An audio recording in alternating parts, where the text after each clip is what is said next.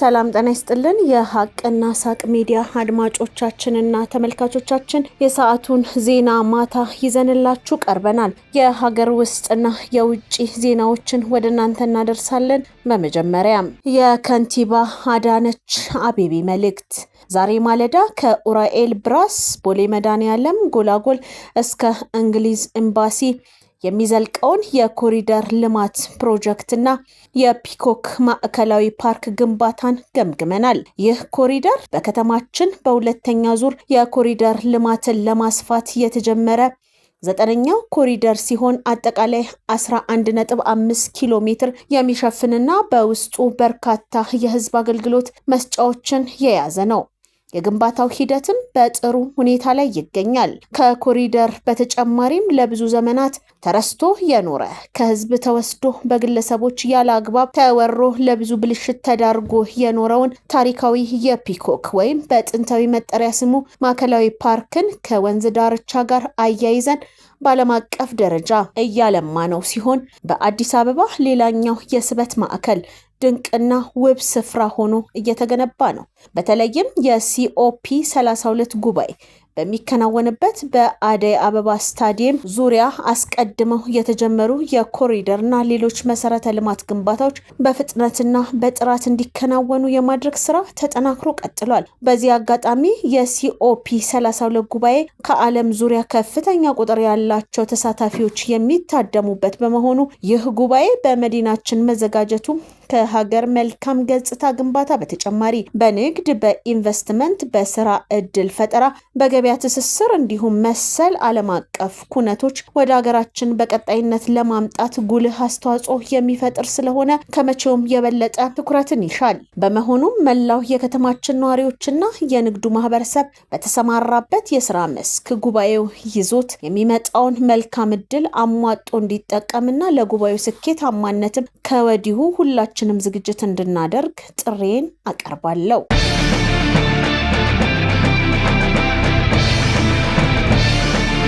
የሰባተኛው ጠቅላላ ምርጫ የጊዜ ሰሌዳ ይፋ ሆነ። የኢትዮጵያ ብሔራዊ ምርጫ ቦርድ የሰባተኛውን ጠቅላላ ምርጫ የጊዜ ሰሌዳ ይፋ አድርጎታል። በዚህም መሰረት የሰባተኛው ጠቅላላ ምርጫ የድምጽ መስጫ ቀን ግንቦት 24 ቀን 2018 ዓ.ም መሆኑን አስታውቋል። ቦርዱ ዘንድሮ የሚካሄደውን የሰባተኛው ሀገር አቀፍ ምርጫ እየተከናወኑ የሚገኙ ዝግጅቶችንና የምርጫ ጊዜ ሰሌዳን አስመልክቶ መግለጫንም ሰጥቷል። የኢትዮጵያ ብሔራዊ ምርጫ ቦርድ ሰብሳቢ ወይዘሮ ሜላት ወርቅ ኃይሉ የምርጫ ጽህፈት ቤታችን የማደራጀት ስራ ከየካቲት 16 ቀን 2017 ዓ.ም ጀምሮ እስከ ታህሳስ 15 ቀን 2018 ዓ.ም እንደሚከናወን ተናግረዋል። የመራጮች ትምህርት ለሚሰጡ ሲቪል ማህበራት ድርጅቶች ጥቅምት 15 ቀን 2018 ዓ.ም እውቅና እንደተሰጣቸው አስታውሰዋል። የፖለቲካ ፓርቲዎች ሀሳባቸውን ለመራጩ ህዝብ እንዲያሳውቁ ለማስቻል ስልጠና መሰጠቱን ገልጸው በዚህም 56 ፓርቲዎች የሙከራ ክርክሮችን ማካሄዳቸውንም አስረድተዋል። ከዚህ በተጨማሪ የመራጮችና የእጩ ምዝገባ ቦርድ ባለማቸው ሶፍትዌሮች በመታገዝ ለማከናወን ስራዎች እየተሰሩ መሆኑንም ገልጸዋል። በመሆኑም መራጮች ዲጂታላይዝድ በሆነ መንገድ በስልካቸው በዌብሳይትና በምዝገባ ጣቢያዎች በታብሌት መመዝገብ እንዲችሉና ከዚህ ጎን ለጎን ደግሞ በማኑዋል መንገድም ምዝገባዎች እንደሚከናወኑ ነው የጠቆሙት። እንዲሁም የእጩዎች ምዝገባን በዲጂታላይዝድ መንገድ ለማከናወን ለፓርቲ ተወካዮች ስልጠናዎች መሰጠቱንም አብራርተዋል። የምርጫ ክልል አስፈጻሚዎችን የመመልመል ስራዎች እየተከናወኑ እንደሚገኙና የጽሁፍና የቃል ፈተና በመካሄድ ላይ መሆኑንም ጠቁመዋል። ለሰባተኛው ሀገራዊ ምርጫ አስቻይ ሁኔታ ለመፍጠር ከሚመለከታቸው አካላት ጋር በመተባበር የጸጥታ ሁኔታዎችን የመገምገም ስራዎች በመከናወን ላይ መሆናቸውን አብራርተዋል። ይፋ የተደረገው የምርጫ ሰሌዳም ከፖለቲካ ፓርቲዎች ከሲቪክ ማህበረሰቦች ጋር በመወያየት መዘጋጀቱንም ጠቁመዋል። ይፋ በተደረገው የምርጫ ጊዜ ሰሌዳ ላይ ድምጽ የሚሰጥበት ቀን ግንቦት 24 ቀን 2018 ዓ.ም እንደሆነም ተገልጿል።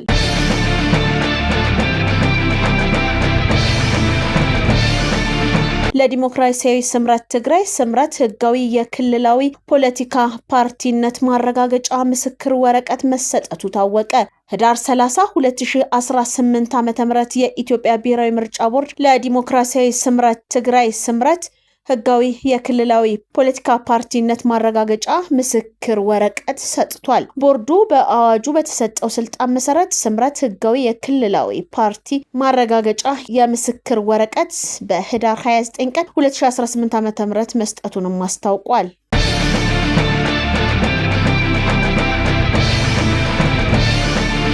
አሻም ሚዲያ ከጋዜጠኛ ሶፎንያስ ዋሲሁን ጋር የነበረውን የስራ ውል ማቋረጡ ተናገረ። አሻም ሚዲያ ትሬዲንግ አክሲዮን ማህበር ጋዜጠኛ ሶፎንያስ ዋሲሁን ከስራ ማገዱን ዛሬ ህዳር 30 ቀን 2018 ዓ.ም በሰጠው መግለጫ አስታውቋል። ውሳኔው የተላለፈው በጋዜጠኛው ላይ በማህበራዊ ሚዲያ የተሰራጨውን ከኢትዮጵያዊነት ባህል፣ ወግ እንዲሁም ሃይማኖት ያፈነገጠ ተግባር የሚያሳይ መረጃን ተከትሎ ነው። ድርጅቱ ጋዜጠኛ ሶፎንያስ ዋሲሁን በኮንትራት ውል የዜና አቅራቢና የሶፊ ሾ የመዝናኛ ዝግጅት አዘጋጅና አቅራቢ እንደነበረም ገልጿል። ይሁን እንጂ ከህዳር 29 ቀን 2018 ዓ.ም ጀምሮ በተለያዩ የማህበራዊ ሚዲያ መድረኮች ላይ በድምጹ በጽሁፍና በተንቀሳቃሽ ምስል ጭምር የተደገፈ መረጃ ሲዘዋወር መታየቱን አረጋግጧል። አሻም ሚዲያ ይህንን መረጃ ተከትሎ ሶፎንያስ ማብራሪያ ቢጠየቅም ጋዜጠኛው አሁን ራሴን ለማስተካከል ለማከም ጸበል ገብቻለሁ ከሚል አጭር ምላሽ ውጪ ሌላ ተጨማሪ ማብራሪያ ለመስጠት ፈቃደኛ አልሆነም። ድርጅቱ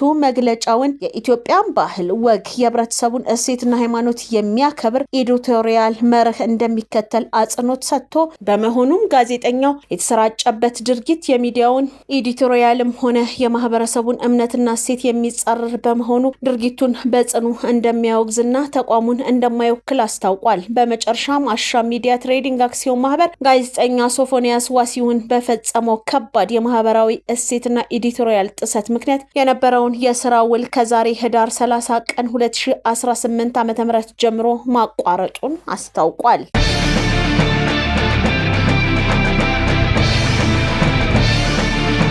የኤርትራው ፕሬዝዳንት ኢሳያስ አፈወርቂ ወደ ሳውዲ አረቢያ ለይፋዊ ጉብኝት ሪያድ ገብተዋል። ፕሬዝዳንቱ በሳውዲ ንጉስ ቢን ሳልማን አብዱል አዚዝ ግብዣ ለ4 ቀናት ይፋዊ ጉብኝት ሳውዲ አረቢያ ማቅናታቸውን የውጭ ጉዳይ ሚኒስትራቸው የማነ ገብረ መስቀል አስታውቋል። ፕሬዝዳንት ኢሳያስ አፈወርቂ ከ2 ሳምንት በፊት ወደ ግብጽ ካይሮ አምርተው በፕሬዝዳንት አብዱል ፈታህ አልሲሲ ጋር መምከራቸው ይታወሳል። በተመሳሳይ ወደ ሱዳኗ ፖርት ሱዳን አምርተው ተወያይተው መመለሳቸውም አይዘነጋም።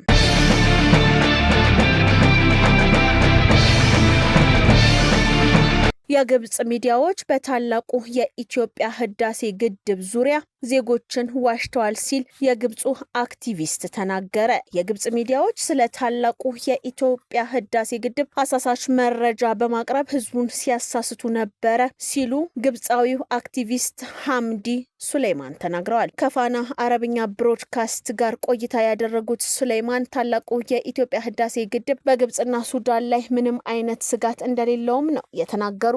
ግድቡ በዋነኛነት የሃይድሮ ኤሌክትሪክ ኃይል ለማመንጨትና ኃይል ካመነጨ በኋላ ውሃው ተፈጥሯዊ ሂደቱን ጠብቆ ወደ ተፋሰስ ሀገራት የሚሄድ በመሆኑ ለግብጽም ሆነ ለሌሎች የተፋሰሱ ሀገራት ስጋት የለውም ብለዋል። ስለ ግድቡ መፍረስና ስለ ግብጽ የውሃ ደህንነት ስጋት የሚሰራጩ የስጋት መረጃዎች ትክክል እንዳልሆኑም ነው ያብራሩት። ኢትዮጵያ ለሰላም ለትብብርና ከግብጽ ጋር ጥሩ ግንኙነትን ለመመስረት እውነተኛ ፍላጎት እንዳላት መረዳታቸውንም ተናግረዋል። የግብጽ መንግስት ሌሎች የአፍሪካ ሀገራት ህዝቦችን የሚመለከትበት መንገድ ልክ እንዳልሆነ ማስረድተዋል። ግብጻዊ አክቲቪስት ታላቁ የኢትዮጵያ ህዳሴ ግድብ ፕሮጀክትን ከኢትዮጵያ ይልቅ የአፍሪካ ፕሮጀክት አድርገው እንደሚመለከቱ ማብራርተዋል። በዚህም የላይኛው ተፋሰስ ሀገራት ባላቸው የተፈጥሮ ሀብት ላይ የራሳቸውን ውሳኔ እንዲሰጡ ያደርጋልም ነው ያሉት።